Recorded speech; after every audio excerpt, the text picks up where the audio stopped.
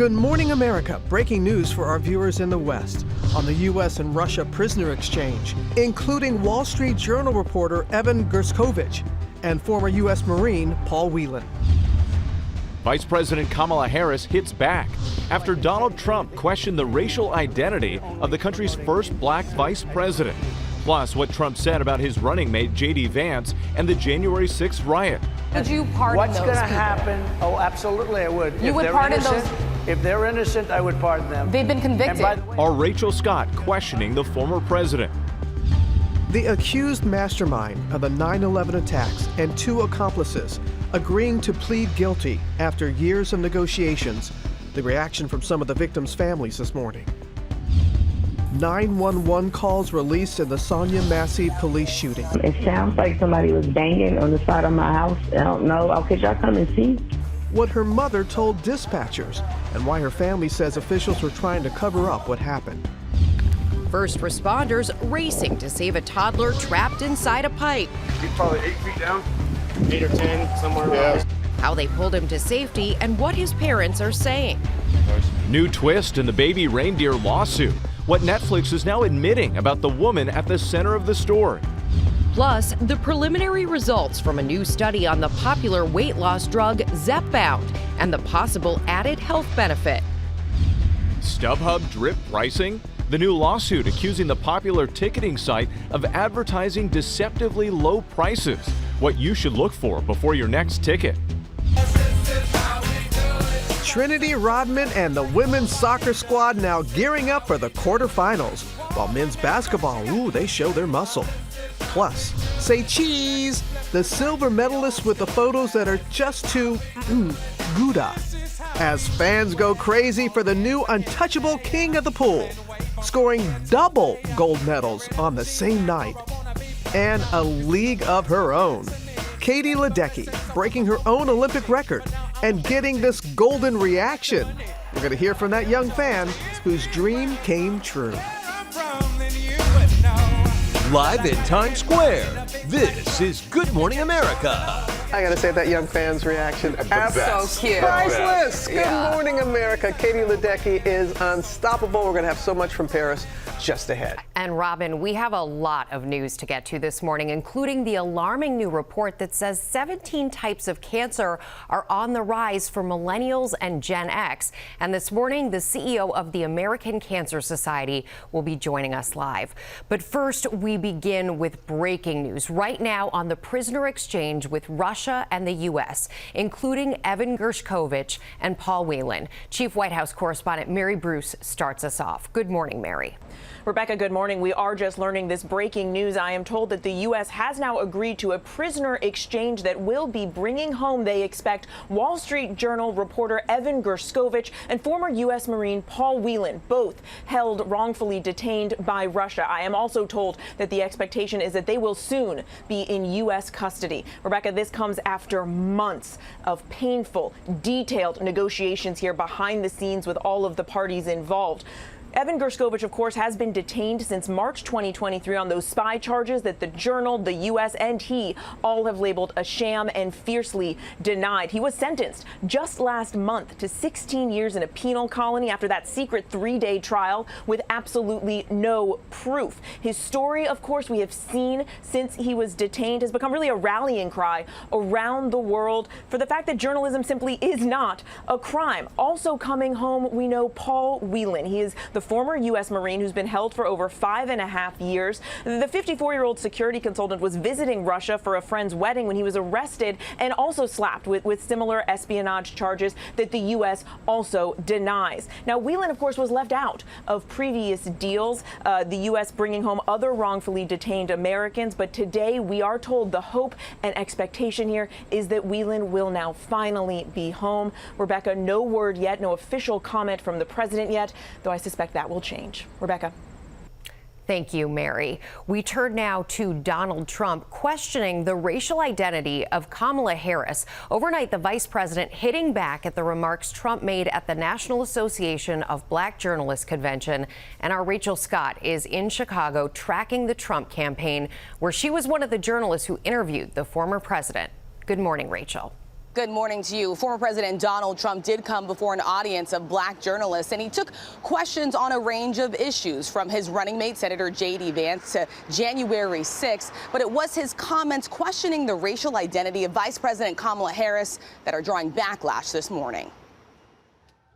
This morning, Donald Trump is facing criticism for challenging Vice President Kamala Harris's racial identity during a forum before the National Association of Black Journalists. It came after I asked Trump about his supporters' attacks on Harris as a, quote, DEI hire. Trump first asking for a definition. Is that acceptable language to you? And will you tell those Republicans and those supporters to stop it? How do you define DEI? Go ahead. How do you define diversity, equity, inclusion? Okay, yeah, go ahead. Is that what your definition? That is give me a literally definition the words then. Would you give me a definition DEI. of that? Give me a definition. Sir, of I'm that. asking you a question, No, a you very have to direct define question. it. Define it for me, if you would. I just defined it, sir. Do you believe that Vice President Kamala Harris is only on the ticket because she is a black woman? Well, I can say no. I think it's maybe a little bit different. So, I've known her a long time indirectly, not directly, very much, and she was always of Indian heritage, and she was only promoting Indian heritage. I didn't know she was black until a number of years ago when she happened to turn black, and now she wants to be known as black. So I don't know, is she Indian or is she black? She has always identified as a black woman. She went to a historically black college. I respect either one, but she obviously doesn't, because she was Indian all the way, and then all of a sudden she made a turn and she became a black person. Just to be clear, sir, do you believe that she is somebody should look into that too when you continue in a very hostile, nasty tone. It's a direct question, sir. Do you believe that Vice President Kamala Harris is a DEI hire, as some Republicans have said? I mean, I really don't know. Could be. Harris has long embraced her Jamaican and Indian heritage. She attended Howard University, a historically black college, where she also joined the nation's first black sorority. As a senator, she was a member of the Congressional Black Caucus.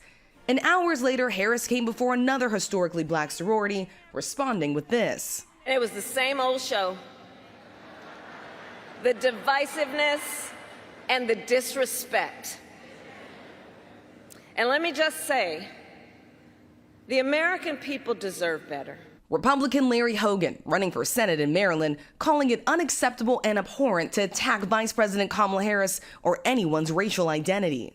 Trump also asked about his running mate, Ohio Senator J.D. Vance, who has been on defense for his past comments, calling women without children childless cat ladies who are miserable. When you look at J.D. Vance, is he ready on day one? Does he what? Ready on day one, if he has to be. I've always had great respect for him, and for the other candidates too. But historically, the choice of a vice president makes no difference.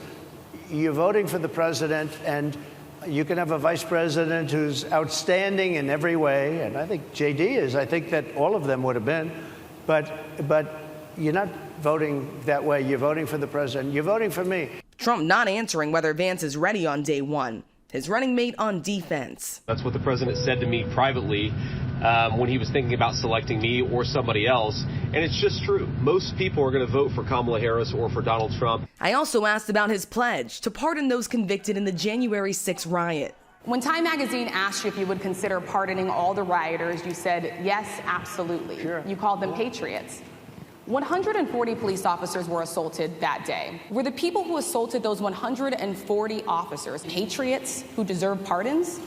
Well, let me bring it back to modern day, like about 5 days ago. Trump then talking about the recent anti-Israel protests in Washington, protesters defacing monuments. But I asked him again, would he pardon the January 6 rioters convicted of assaulting police officers? My question is on those rioters who assaulted officers. You have to would you pardon what's those going to people? happen? Oh, absolutely, I would. You would pardon those? If they're innocent, I would pardon them. They've been convicted. And by the way, the Supreme Court just well, they were convicted by a very tough system. Last night, Donald Trump was back out on the campaign trail in Pennsylvania. He did not repeat any of those controversial comments questioning Vice President Kamala Harris's racial identity. As for Harris, the DNC virtual roll call does begin today. She could become the party's official nominee as early as Monday, Rebecca. Okay, Rachel, thank you as always for your reporting on this. We turn now to the plea deal reached with 3 men who plotted the 9/11 attacks, including the accused mastermind, Khalid Sheikh Mohammed. Our chief White House correspondent Mary Bruce has the details. Good morning, Mary. Good morning, Rebecca. Well, this morning, the man accused of plotting the 9/11 attacks and 2 of his accomplices will now avoid the death penalty, pleading guilty in exchange for life sentences instead. As you can imagine, this news is being met with mixed emotions by the families of the victims. But prosecutors say this deal was the best way to bring finality and justice to the case. This morning, the alleged mastermind of the 9/11 attacks and 2 of his accomplices have agreed to plead guilty in exchange for life sentences, avoiding the death penalty. Khalid Sheikh Mohammed, as well as Walid bin Attash and Mustafa al-Hassawi, reaching a deal with military prosecutors to plead guilty to conspiracy and murder charges. A letter from prosecutors to family members of the victims of the attacks, saying in exchange for the removal of the death penalty as a possible punishment, these 3 accused have agreed to plead guilty to all of the charged offenses, including the murder of the 2,976 people listed in the charge sheet. Prosecutors writing that the news will understandably and appropriately elicit intense emotion and be met with mixed reactions amongst the thousands of family members who lost loved ones, but saying it is our collective, reasoned and good faith judgment that this resolution is the best path to finality and justice in this case. But some families of the victims already outraged. The government is failing us. Dan DeLaura lost his twin brother John in the World Trade Center. Like many others, he wanted the defendants to face a trial and the death penalty. To take it off the table now, a lot of people are outraged. Others, like Patrick White, whose cousin Louis Nackey was a passenger on United 93, say this was the result they were hoping for. White telling ABC News, "I've made my peace with it." The deal, approved by the top military official overseeing the war court at Guantanamo Bay, comes after years of negotiations. U.S. authorities allege that Mohammed came up with the idea to use planes as weapons, helping Osama bin Laden plan the hijackings, trainings, and targets. Captured in 2003, Mohammed was subjected to 183 rounds of waterboarding and other forms of torture while in CIA custody, before arriving at Guantanamo in 2006. Those torture tactics causing more than a decade of delays in his military trial, with proceedings focused on whether the torture contaminated the evidence. Last fall, President Biden rejecting a set of demands that had formed the basis of plea negotiations. Now, the White House says the president played no role in this deal, reached instead by those military prosecutors. Biden now directing his aides to consult with Pentagon lawyers about it. Now, Mohammed and the other 2 men have agreed as part of this deal to answer questions from the victims' families regarding their roles and reasons behind their involvement in the September 11th attacks. The 3 men could submit their pleas in open court as early as next week. Robin. All right, Mary, as always, appreciate your reporting on this. Now, the latest on growing tensions in the Middle East after the killing of a top Hamas leader in Tehran. Iran is pointing the finger at Israel and is vowing retaliation. Matt Rivers is in Tel Aviv for us this morning. Good morning to you, Matt. Good morning, Robin. A very tense calm here in Israel as the entire world waits to see how Iran will respond to that stunning assassination of Hamas's top political leader in Tehran. Ismail Haniyeh's funeral this morning as Iran's supreme leader vowing revenge. The New York Times reporting he has given orders to attack Israel directly. The questions now, though, where, when, and how. Meanwhile, Israel announcing the death of Mohammed Daif, who they say was a mastermind of the October 7th attacks, killed in an airstrike several weeks ago alongside 90 Palestinians. United and Delta both suspending flights to Tel Aviv temporarily amidst all this unrest, as Secretary of State Antony Blinken saying the region is on track toward more violence and that a ceasefire in Gaza is crucial. And as all this fighting continues, 2 more journalists killed in Gaza yesterday in an airstrike.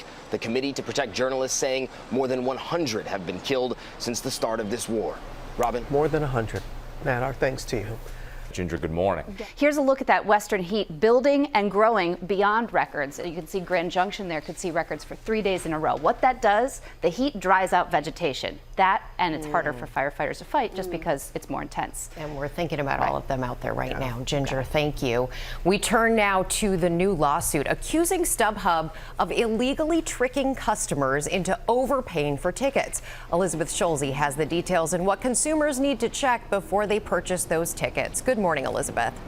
Good morning, Rebecca. Washington, D.C.'s Attorney General says StubHub is tricking customers into paying deceptively high prices by using what it calls drip pricing. It says that StubHub will advertise artificially low prices of tickets to entice buyers. The site will then prompt you through up to a dozen pages using a countdown clock to create a false sense of urgency. By the time you've gotten through all the steps, the AG says that StubHub has tacked on unexpected fees that you're pressured to pay so you don't have to go through those steps all over again. StubHub says that its user experience is consistent with the law and its competitors. Keep in mind, though, when you're buying tickets on StubHub, there is an option to put a filter on your search that includes estimated fees from the start. That will help you know exactly what you're paying up front. Robin. Good tip there. Thank you for sharing that, Elizabeth. Appreciate it. Now to GMA at the Summer Games. Katie Ledecky bringing home more gold and is one medal away from being the most decorated woman swimmer in history. James Longman is there in Paris for us. He has all the highlights. Good morning to you, James. Yeah, good morning, Robin. Katie Ledecky was just unbelievable last night. You know, swimming is a sport where just a tenth of a second can make all the difference between winning and losing. Katie was more than 10 seconds clear of her nearest competitor when she took gold. This morning, perfection in the pool. American swimming legend Katie Ledecky cruised to gold in the 1500-meter freestyle, breaking her own Olympic record in the process. With 8 golds, Ledecky is now tied for the most Olympic medals won by an American female swimmer, and she still has 2 more chances at these games to break more records and cement her status as the greatest female swimmer of all time.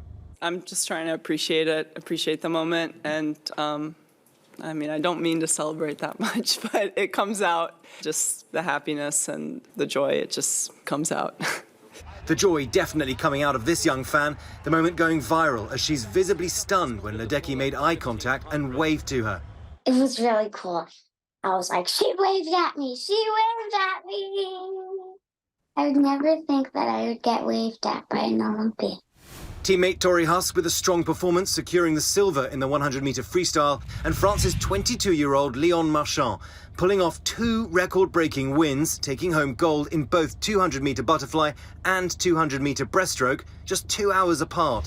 On the field, women's soccer preserving their perfect record, advancing to the quarterfinals after defeating Australia 2-1.